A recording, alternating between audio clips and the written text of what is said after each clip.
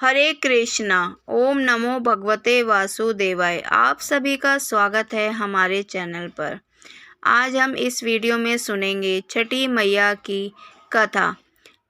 इस कथा के सुनने से सभी दुख दूर हो जाते हैं। चलिए शुरू करते हैं अपनी वीडियो। एक गांव में चंपा नाम की लड़की अपने गरीब परिवार के साथ रहती थी। चंपा बहुत ही सरल और मेहनती लड़की थी। उसके पिता एक मजदूर थे और उसकी माँ घर के कामकाज में जुटी रहती थी। परिवार के पास केवल थोड़ी सी जमीन थी। इस पर खेती करके मुश्किल से गुजारा होता था।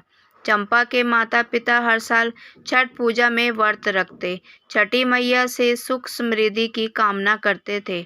उन्हें विश्वास था कि छठी मैया उनकी परेशानियों को एक दिन जरूर दूर करेंगी। इस साल गांव में भयानक सूखा पड़ा। फसलें खराब हो गई, तालाब और नदियां सूखने लगी और गांव के लोग संकट में पड़ गए। चंपा का परिवार भी इससे बुरी तरह प्रभावित हुआ।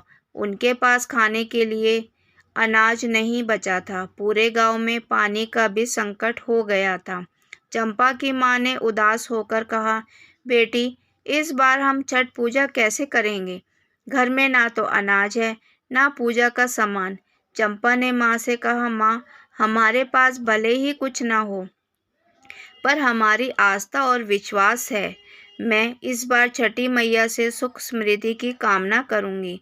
वह हमारी प्रार्थना अवश्य सुनेगी।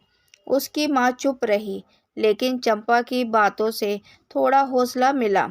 अगले दिन छठ पूजा का दिन आ गया। चंपा ने गांव के पास के सूखे तालाब के किनारे जाकर एक छोटा सा मंडप बनाया और वहां दीपक जलाया।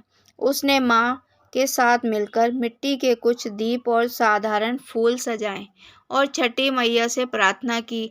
चंपा ने संकल्प लिया कि वह 4 दिनों का व्रत करेगी और बिना अन्न जल की पूजा करेगी।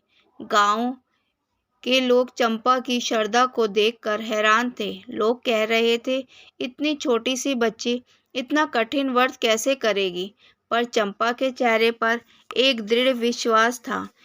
तीसरे दिन जब चंपा ने संध्या अर्घ देने की तैयारी की, तो अचानक आसमान में बादल घिर आए।